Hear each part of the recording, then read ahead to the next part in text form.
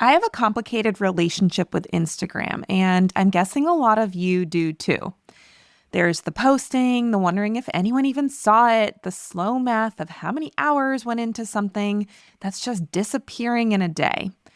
So, when somebody tells me they have built a seven-figure business while barely touching social media, I'm like, okay, tell me everything. My guest this week is Holly Haynes, and she calls her whole approach the antisocial strategy, which is kind of a joke because what she does is actually really social. It's just not the scroll.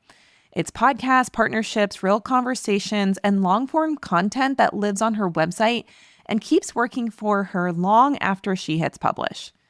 We get into all of it: the home base, the email engine, the visibility engine, how she's using SEO, and even the newer GEO side of things to get recommended by AI tools like ChatGPT and Claude when people are searching for answers. She shares how she keeps AI from flattening her voice into generic content that you can smell the AI on from a mile away. And she shares how she runs the whole thing in about 20 hours a week with twin daughters and a family rule about taking a real vacation every quarter. So if you've been burnt out trying to keep up with a platform that forgets you even exist the second you log off, this one is going to show you that there is another way. And it's not even a new strategy. It's how a lot of us were building our businesses before all the short form content stuff took over. Now, quick note before we get into this episode. This one is part of an interview series I'm running on my podcast all summer long. Bringing on guests like Holly lets me lighten my own load during a season where my focus time is pretty limited, while still getting you really strong conversations that actually help you build the business you want on your terms. And I know Holly would approve of that. Taking it a little easier in the summer is very on brand for what she teaches. All right, let's get into it with Holly Haynes. Most business advice is built on one key assumption: that what worked for someone else will work for you too. The Nourished CEO podcast exists to challenge that assumption and point to a better way. I'm Laura Schoenfeld, strategic advisor and business coach with over 15 years of experience online and multiple millions of dollars earned from my own business. I'm also a mom of two and a devoted wife who runs it all in about 20 hours a week. This show is for the established coach, consultant, or service provider who is done following someone else's playbook and is ready to build a joyful, profitable business from their own authority. Every episode is a direct, no-filters conversation about the real challenges you're facing in your business, with honest strategy and practical action steps that you can actually use right now. Because working smarter and building something sustainable matters a lot more than just chasing a bigger number. No recycled advice or empty inspiration here, just honest, integrity-driven conversations about building a business that fits your life as much as it fits your goals, so that it gives more than it takes while nourishing everything you're building outside of it. If that sounds like the breath of fresh air you're looking for, you're in the right place.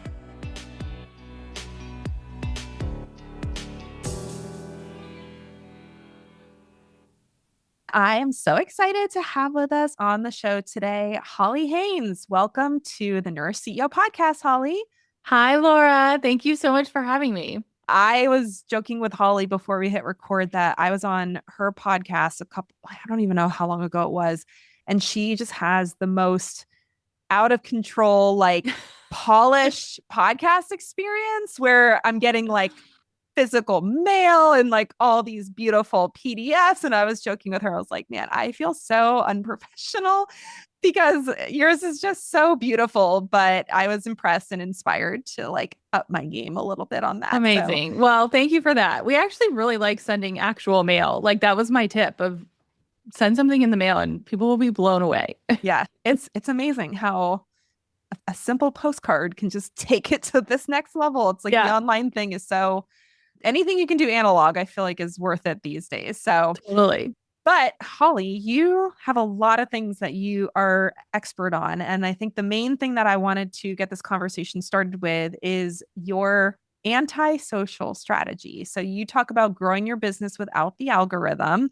Mhm. I would love to hear more about that because I am one of those people that has definitely a hot and cold relationship with things like Instagram and even other platforms that I've been exploring. And whenever I hear somebody talk about like being able to grow their business without wondering what the algorithm is doing, I'm always intrigued. So Yeah. tell us about this antisocial strategy. Yeah. Well, I always say that antisocial is very social, but the name I just loved because it makes people ask like what it is. And I'm like, okay, let me explain, which is how we got here. So I started my business when I was working in corporate for the C-suite. And honestly, I didn't have the opportunity to be online 24/7. And at the time, so it was like early 2020, like it was post 17 times a day, and that's how you're going to grow. And I just couldn't. Like I physically could not do it. Like I would joke that I could like go hide in the bathroom and like post a reel, but that's probably not the content that people are going to want to see. And at the time, I also had young twin daughters, and they were 4 or 5. I don't even remember, but they were little, and there was a lot going on. And I was like, this is not the way. This is not going to work. I cannot be consistent with this strategy. So I really had to come up with a different strategy of like, okay, if I want people to actually see what I'm doing and come into my world, I call it client attraction. What do I do? What does this look like? And so it happened very organically for me. I did dabble in social media, but I've also had instances where my account has been like completely hacked. I lost like 20,000 followers, and I was like, you know what? When I look at my data, I love data. 71% of my sales is actually coming from email. So why the heck am I spending all this time creating reels and carousels or whatever for nothing? And I don't want to say nothing because some people love social. And if you love it, that's great. I always say if I'm using it the right way, my feed is like puppies and flowers. Like it has nothing to do with business. Like it's just for fun. And so that's kind of how we run our business is it's a bonus. I like to say it's like the sidecar. It's like the second act. If I have time to do it, great. I would say with the increase of AI and the tools to like repurpose content, it's easier, but you want the content to be the right content. So we can talk about that. But I don't have to do it. So it allows us, like, we have a family rule where we take a vacation once a quarter. And I always say, like, it's an actual vacation. It's not like to grandma's house. And I'm not online. Like I'm completely off the grid for like a week or two, or sometimes I'll just be like, I'm kind of done with it. I'm just going to step away, and it doesn't hurt our business. And so I think for me, a healthy business is one that's not reliant on social media. And there's so many like cool ways that you can do that now. And so it's sort of just become its own little thing where we're like, okay, what's your antisocial strategy? And it's become fun to talk about. Mm-hmm. So, with the antisocial strategy, you said it's very social. What do you mean by that? Yeah. So for me, my biggest, well, turning leads to sales for me, mostly almost all comes from organic. And organic for me is partnerships, relationships, it's conversations like this, it's going on podcasts, it's having like real human conversations. And I think a lot of times that gets lost in the marketing realm. I like to think of marketing as like a pie. And a lot of times the pie is 90% social and like 10% email. And for me, it's like 2 or 3%, maybe even 1% social media. And the rest is like blogging, podcast, partnerships, private podcast, any sort of in-person event, going to speak at events. Like there's this whole ecosystem that I'm pouring into, and I'm super strategic about it. And that's where our leads come. And they actually convert much faster than somebody coming cold from like a Facebook ad or a reel or something like that. Mm-hmm. So you're still using organic content marketing. It's just not specifically short form social media as being the Yes. primary driver of that. Yeah. It's Yeah. funny. I've had my business officially since 2014, and then I've been like in this world since 2012. So like I've Yeah. seen a lot of iterations, and I don't even know when social media even became a thing to run your business with, but it was definitely after I started my business. So I am very much in the have a blog, have a podcast, go on other people's shows, network, like, Yeah. go to events. So it's just funny because it's funny how this sounds like, oh my gosh, there's a whole other way to do it. And it's literally how we used to have to do things It's like before. the OG method, Yeah. truly. Yeah, it's like, if you read blogs back in 2020, I'm like they're back. Like newsletters are back. Like long form content is back. But the way I like to position it is like you have a home base, and your home base can be whatever you choose. Maybe it's YouTube. YouTube is searchable. You own that content. Maybe it's a blog. It could be Substack. I have opinions on that because I think it's like its own little social media world, but that could be its own podcast. And then obviously you have your website. And so I like to have like a long form piece of content that is your home base. And Hmm. then we have an email engine and then a visibility engine. And I think a lot of times people think the email engine is attracting people when it's really not. It's selling to people and nurturing people. And then Hmm. your visibility engine is like how people come into your world. And what's really cool now is this long form content is sitting, I think, mostly on your website. Like you can get really into like SEO or GEO, and that's how ChatGPT and Claude and all those um, AI tools find you. And it's not hard. It's just a lot of people aren't doing it. And so I think right now is a really great time to really think about, okay, well, how can I get recommended by ChatGPT or AI insert whatever? Because people aren't really scrolling anymore for answers. They're like opening up whatever AI app they use and they're asking it a question, or they're going to Google and asking it a question. And we want our information to pop up. And Yeah. so if you think about like the evolution of how people are finding answers to things, like our whole antisocial strategy is like, I want you to find us as the answer. And then if you happen to see me like posting pictures of my girls at dance class and you're like, oh, she's a real human. Like I can see that she's doing that. And that's sort of how social plays a role if I happen to be online. Yeah, it's funny how Google is literally now an AI search Hmm. engine, right? It's, yeah, technically there's still the ranking of websites, but the first thing it gives you is its AI summary. And I definitely find myself clicking on the links that it Yes. shows as the sources. So I think, SEO was always kind of the original, how do people find you on your website? And now the GEO stuff is another way to optimize that I think a lot of people are probably sleeping on a little bit because it is so new and not really something that a lot of people are talking about. Yeah. Is inbound search the main way people are finding you? Yeah. So our inbound search has grown dramatically in the last like 3 to 6 months. And it's mainly because we have so much long form content sitting on our website. So if you think about how Google or whatever search engine rewards you, it's for a lot of content and it's for long form content. And it's also for press and podcasts and things like that. So when you think about that, like, circle that I was talking about, if you're a guest on a couple podcasts, maybe you have an article in like Medium or whatever the online magazine is, maybe you have a couple blog posts about your program or how you work, like that's going to reward you to come up in the search. So organic search is, I don't have the statistic in front of me, but it's our number two way of people finding us, and then podcasting is our number one way. Hmm. But I'll give you a really fun tip. If you are a Claude user, it's built into Claude, and this like blew my mind. If you just go into the chat and you say run an SEO GEO audit on my website, what comes out will like blow your mind. And it's just, you could also just do like / SEO dash audit, and it goes through your entire website. It makes recommendations of keywords. It gives you blog posts that you can write. And of course, if you're like an advanced user, you could write those and publish them in like a half hour. And I was Yeah. like blown away by it. I was like, oh my gosh. So now we have this like whole strategy inside our program where I'm like, run this audit, and I created like a custom skill for our students. And so every month we're like, okay, like what blog posts are people searching for? And then we are the recommended answer. Hmm. It is so funny to me because I really cut my teeth in this industry doing writing for another business owner. So like literally I was his his quad. Yeah. And it's so funny because it was like it would take 10 plus hours to write an Yes. article. And it was one of the main ways that he was growing his business at that time, which was like way back in like 2012, 2013.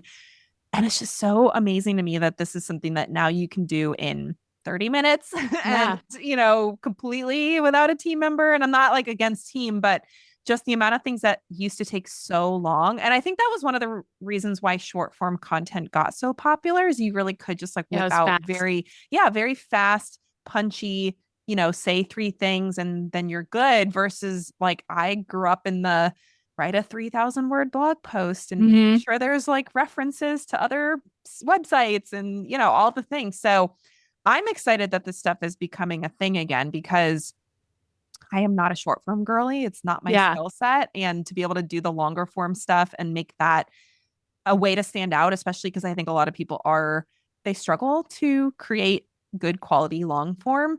Yeah. So it's really a great differentiator if it is something that you feel called to do. With your SEO GEO, is that how do you decide what you want people to find you for? Is it like, are you just trying to cover as many bases as possible? Are you really focusing in on one core solution or problem that you're solving, where you're like everything's pointing back to the same thing? How do you approach that? Because I know your business, you have multiple offers, Yeah. multiple, I'm sure multiple angles of how you're selling. So it's not like, here's my one offer and we're just Yeah. chugging everyone into that thing. So how do you guys approach it? Yeah, that's a great question. I really approach, I mean, I think it's actually a pretty simple answer. And we have two to three things that we talk about all the time. And when I say we, it's like me going on podcasts, going deep into strategies on one, what does like a life first business look like? And there's like 17 different ways that we could go down that path, right? Like I could talk about leaving corporate, or I could talk about having like a very stacked product suite and how we run it with a small team. Like I can go high level or super deep. So that's one topic that we talk about quite a bit. And then the second one is our antisocial methodology. And I would say I pretty much stay in those two lanes. If something doesn't fit in there, it doesn't mean that I don't talk about, but when I think about what content do I want on our website, who am I speaking to, that's sort of like our brand and the two topics that we like will blog about or we'll write about or I'll do episodes about. And so I like to pick one or two. And I know a lot of people are like, but I have so much to say. And it doesn't mean that you can't say it. I just think when you think about, again, how people are searching and how people are finding you, if you can do like a volume play and a very like quality, this is what I believe in. You'll hear me when I talk about life first, you hear about like my girls are in Irish dance. Like people know these things about me because I talk about them so much. And so I feel like not that ChatGPT is going to award Irish dance, but it feels very authentic, organic, and it fits into the content that we're sharing. Mm-hmm. Which I've heard that, especially with the GEO stuff, they're actually looking for unique perspective versus it just being Hmm. like this very dry, how to article, which again, like the how to Yeah. is not terrible, but I've heard that, oh, if you can actually put like personal stories in and Hmm. have a perspective on things that it actually rewards that versus like I feel like before with SEO, it was very much about keyword Hmm. uh optimization. Is that what you've been experiencing? Is that accurate? Yeah. I mean, keywords still exist, but one of the things we teach is what I call a moments document. And so I'll have my students like open up a Google Doc and talk about like five things that are relatable that their clients might, be able to relate to. So I've mentioned a few on this. Like I left my corporate job. We could go really deep in that. I have twin daughters. We could go really deep into that.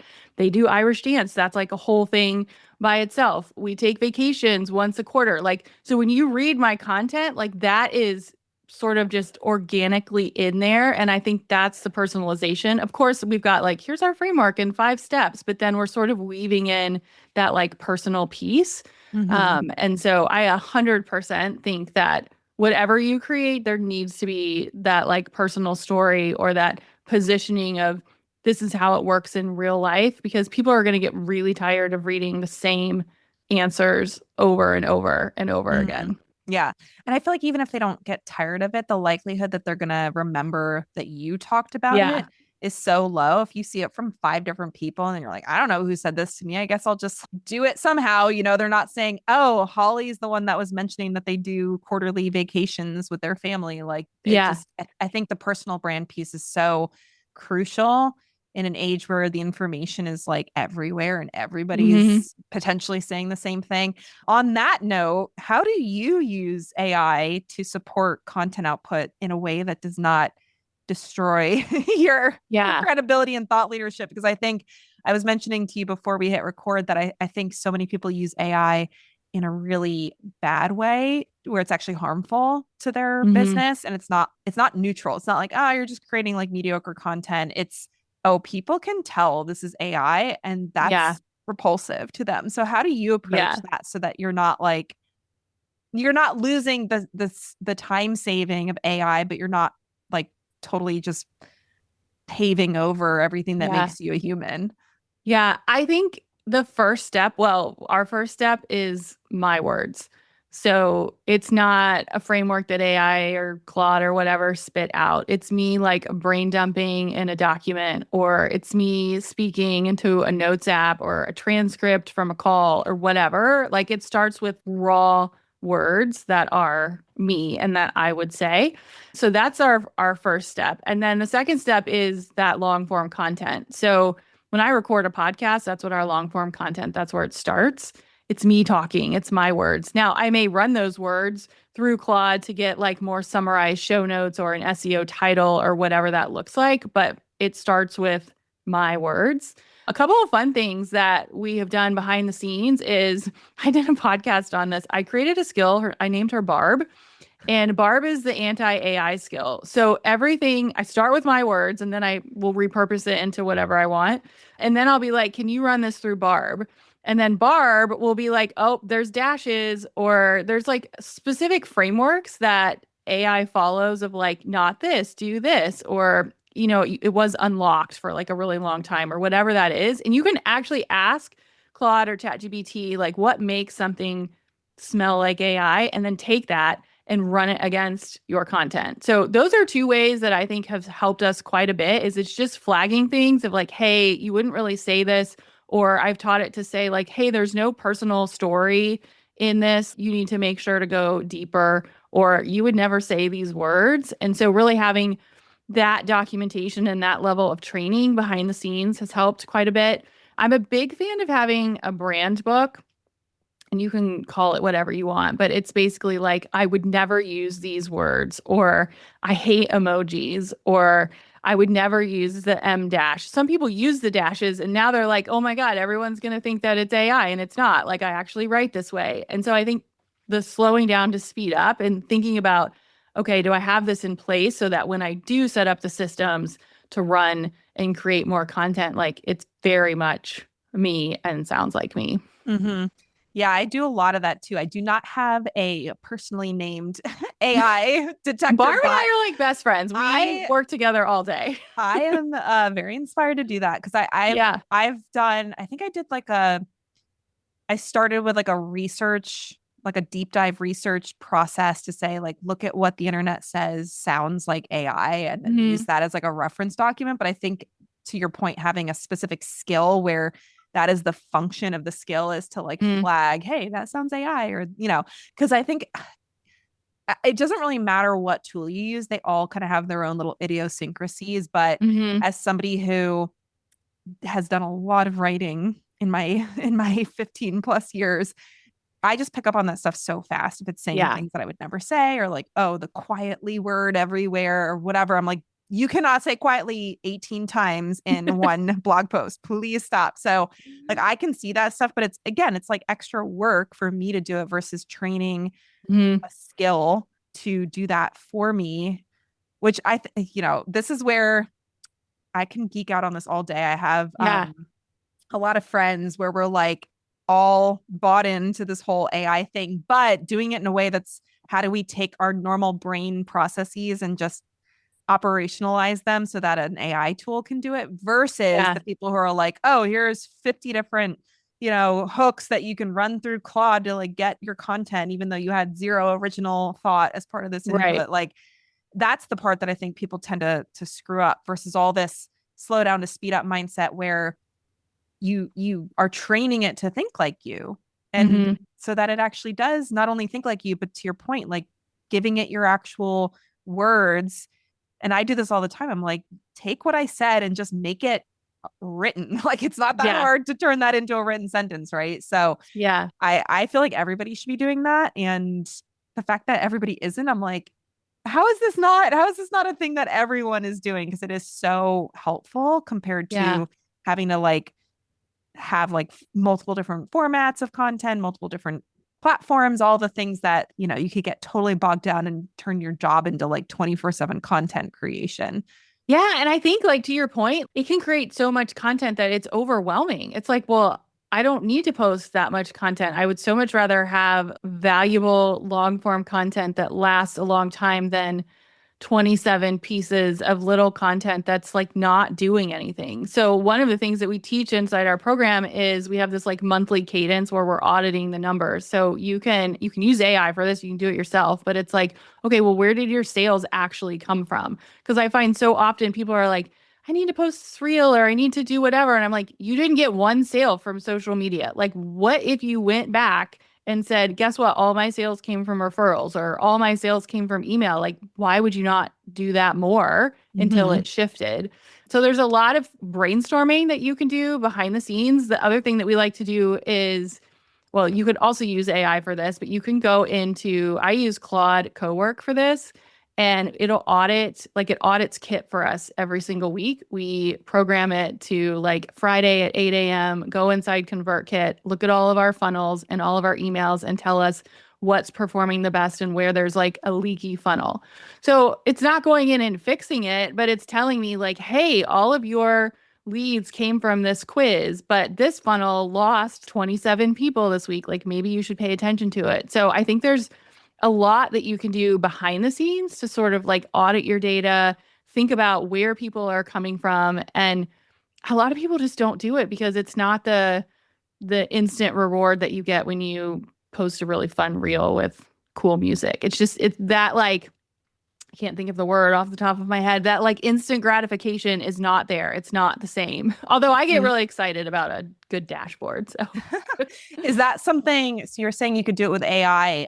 Like, what would be some tips you have for actually collecting that data? yeah. So for us, I would say if you're new-ish to running any sort of like reporting in I would upload a spreadsheet first. So if you like track where your sales come from over a period of 30 days, I would upload that into Claude or ChatGPT or whatever you use and ask it to analyze it. That's like a really easy step. Again, it's like human data that then we're analyzing and figuring out the gaps. Or if you want to download the statistics from your email service provider, upload it and sort of figure out what's going on. And then you can get fancier as you go along. I like geeked out over that. And I was like, how cool would it be if like every single week I got an email of like, here's what is happening behind the scenes. So we do it with SEO, with GEO, with our email, basically anything that's part of our like marketing funnel. I'm now auditing and like getting data back on it so much faster, which I think is really powerful. Mm-hmm. And what kind of decisions would that influence when you get that information?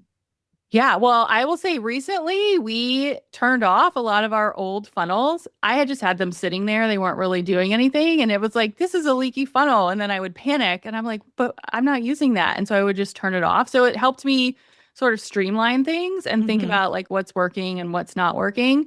We've changed subject lines. We've changed like different wording on where to click so that our click rates increase.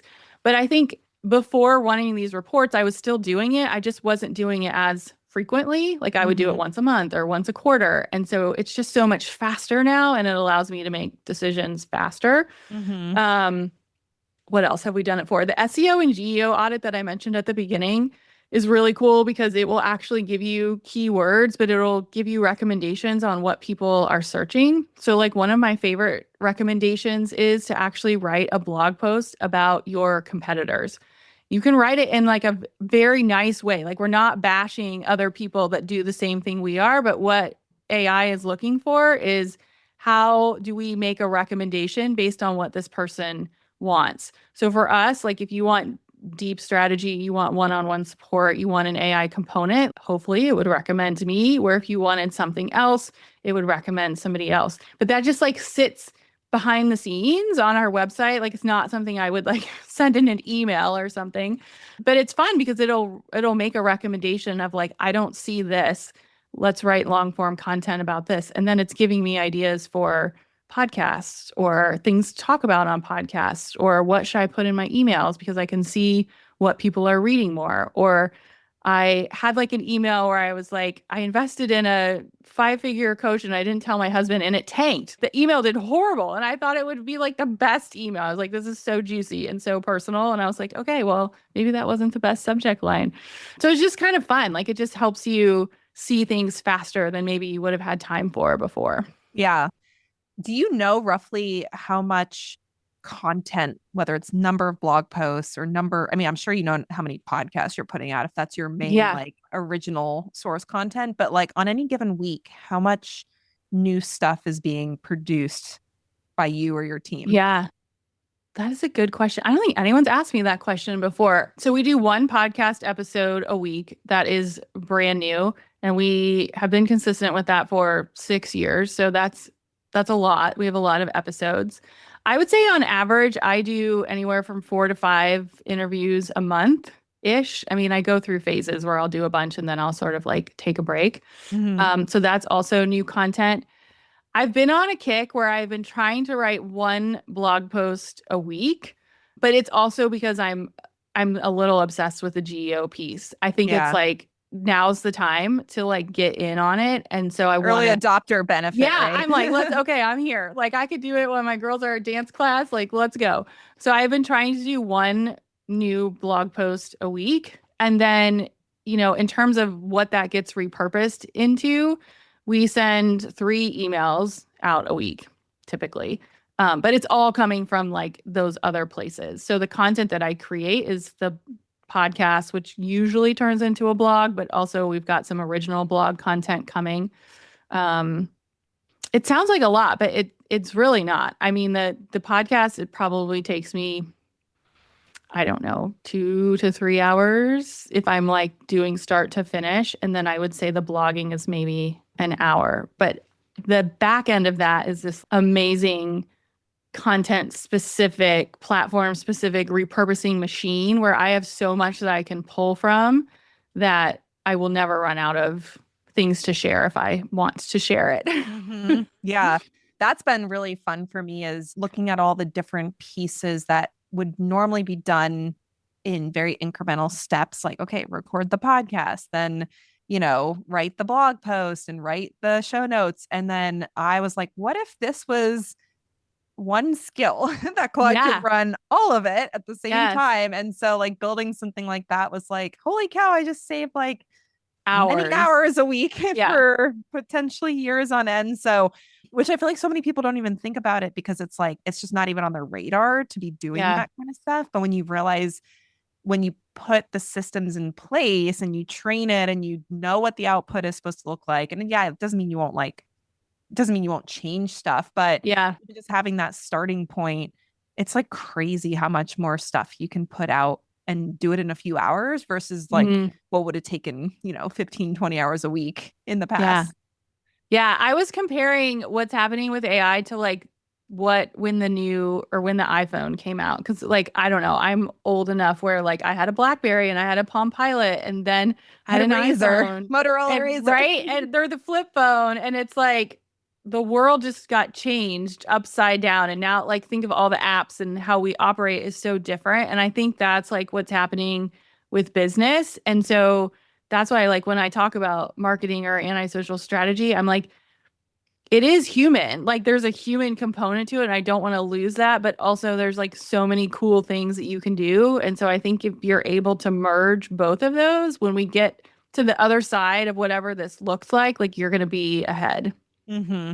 Well, and I always talk about how I was saying before, I was basically the Claude for somebody for a long time when I was doing Yeah. the work that I was doing. Like I was building slide decks and, like all the things that I now like use AI tools to do for myself. And I laugh about it because I'm like, do people not realize this is what the bigger companies, the bigger business owners were Hmm. doing like for years before AI existed? They were just like hiring team members Yeah. to do Just it. humans. Yeah. So I think it's funny that people are like, oh, you didn't write it yourself or you didn't, create it all from scratch. And it's like, yeah, but a lot of people weren't writing everything themselves or creating things from scratch. We just didn't know about it because it Yeah. wasn't so obvious and available to everybody.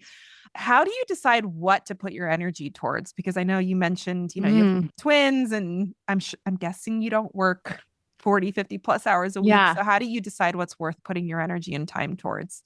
Yeah. One of the things that well, when I left my corporate job, so I worked in corporate for 22 years, and I was like, I am not leaving my job to sit in front of a computer all day. So I am putting rules in place. So we have a couple like family rules.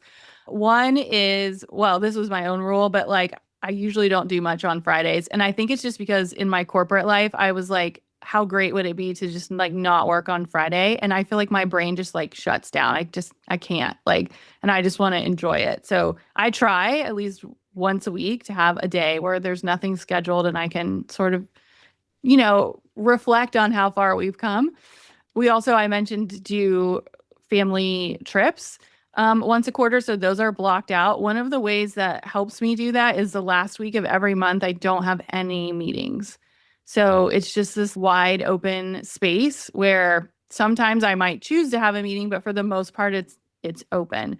And then in terms of like what to focus on, I like to work in seasons. So for me, spring, which is now, and fall are busier, mainly because I like to take more time off in the summer. And then more recently, I live in Columbus, Ohio, and it's just like dark and dreary in January, and it is so hard to be motivated. And so I was like, Mhm. what if I just wasn't motivated? Like, what if I just took January and just was like, you know what? It's time to like nurture myself and like come out the other end in March when like Hibernate a little bit. yeah, like I was like, what if we just like really leaned into this? So it took me like, I don't know, I'm 47. It took me 47 years to figure that out. But so I tend to sprint, which means we usually have launches in the spring and the fall, and we usually are like building things in the spring and the fall so that it sort of, I don't want to say coasts, but there's less intensity in the summer and the winter. And so that helps me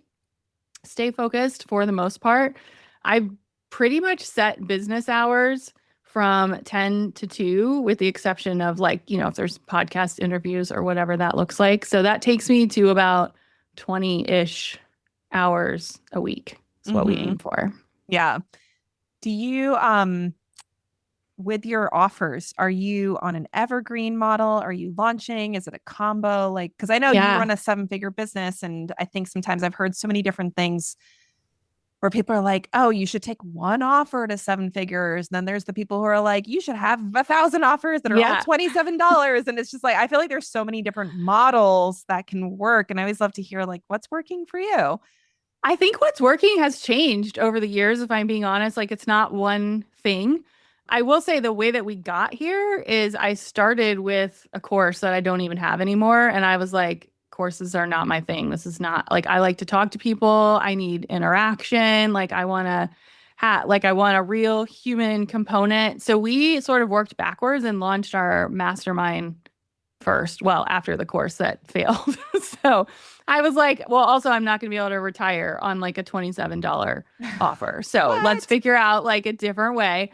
So I started with it's called our co-op. It's our 9-month mastermind. We usually launch it once a year. Sometimes we'll have like an open season depending on what's going on. So it's kind of evergreen, but it's usually by like invite only or people that are already in our ecosystem. And then we do one main launch a year. And then after I launched the co-op, I was like, okay, well, I need something if people don't want this like big program. And so we launched a membership on the back end of that. And so that was sort of our like second offer. And that's where it's kind of worked very organically, where people that leave our programs now hang out in the membership. So we don't really launch the membership anymore. It's just become this like alumni hangout, which happened very organically. I didn't really plan it that way. And then I was like, okay, well, I need something in the middle that's like our signature program. And that's where Antisocial School came from. So Antisocial School is evergreen, but we typically launch it twice a year with some bonuses and things like that. Mm-hmm. I will say the evergreen model of a signature program is very different than launching it live. So that's something that I've been learning over the last couple years of like, what does that look like? And how do you keep everyone engaged? And how do you make sure they're getting like the same value? And really making sure that there's live components to it. So that's kind of what it looks like. I think the nice thing is I am not dependent on one big launch season, which I did not want. In corporate, I did a lot of like software launches, and I I was like, no, we're not like setting that up again. Hmm. But like if it's a season where we need like a cash injection, or we're like, okay, like didn't really work the way we thought, then we have the opportunity to bring things to the forefront. Hmm. Yeah, I feel like I'm very similar in the sense that I want the interaction. I prefer the cohort experience where it's like everyone's kind of moving along at the same time. And we're even looking at my business to say, okay, where could there be low lift evergreen income? Because for me, like the evergreen high touch group, high ticket group, I just was like, I don't like this. I don't like not knowing what's going on with people. I don't Yeah. like knowing like people are coming in and out and we don't even know like what timeline they're on. And I know there's other ways you could fix it, but I was like, honestly, I just really love cohorts. Yeah. But I also love the idea of like always having something for sale. Like even just a couple weeks ago, we had randomly somebody bought some stuff off the website, which I have not promoted at all. Like it's Yeah. just Don't you sitting love there. that? Yeah, it was like $1,000. I was like, wait a second, like what is that? I need to like think about how do I make that happen more often? Like just Yeah. having things bought but no delivery. Like I think that's my preferred Dream. balance. Yeah, where it's like the high delivery stuff is cohort start to end, like we're really in it together. But then there's like, hey, if you want to learn Hmm. from me, you can still learn from me. I just don't need to be like trying to herd cats in this like very Yes. fluid in and out type of program. So with your mastermind being 9 months, do you take 3 months out of the year off from that? Or is it just a 9 month commitment for your people? Yeah, it's a 9 month commitment. And well, it's interesting because at the time of this recording, we're actually getting ready to go to Alaska. And when we go, we're going on a cruise. And I was like, I'm not paying $3,000 for Wi-Fi. I refuse. Like That's it is insane. And They I was charge like, three okay, grand for so yeah, Wi-Fi. it's insane. For a family of four, it was Holy yeah, moly. $600 a person, which yeah, so $1,200. So a little bit less than 3,000. But I was like, this is nuts. Like we are going like OG, don't bring your screen. Like we're gonna do it. But I do travel a decent amount. And so one tip that I have is like we travel midweek. So like I could host a call on Monday. We leave for our trip on Wednesday.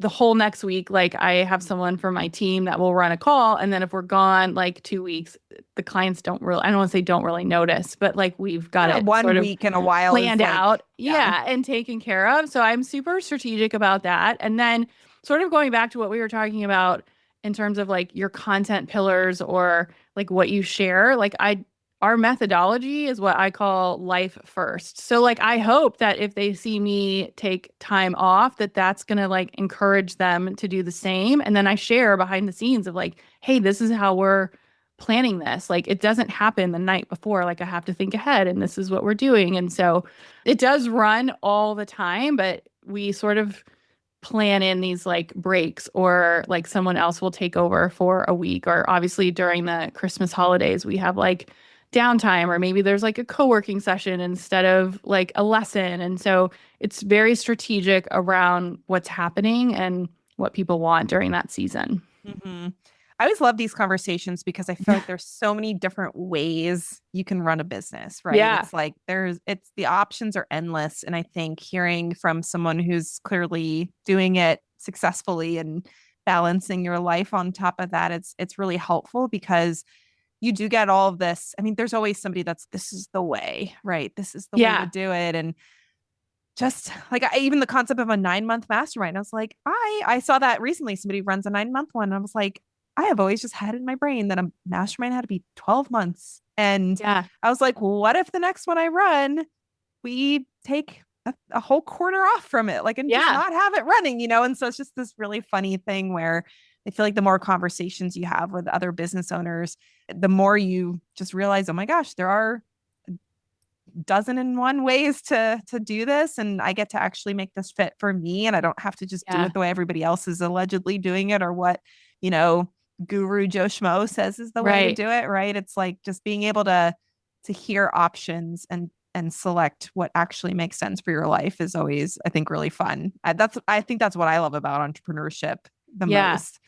Yeah, I think I would have a major red flag if somebody was like, this is the way to do it. Because especially now, I'm like, who knows what marketing or sales is going to look like 2 6 months from months. now, right? Like it could be totally different. And so it's like, I've always sort of leaned into like, okay, well, I'm just going to share as I go. And hopefully people appreciate that. hmm So my last question around this, just to circle back to the antisocial strategy. If somebody is like, I am so burnt out from trying to keep up with social media, trying to like figure out if the algorithm's even going to show my stuff on any given day, what would be the first steps to take to escape that hamster wheel? Yeah. So, I mean, I would go back to the formula that we kind of covered at the beginning, and that is what's your home base? Like, if it's not social, you have to have a place for people to find you. Could very easily be a blog, or if you like podcasting or you want to go down YouTube or whatever, but like pick what that is.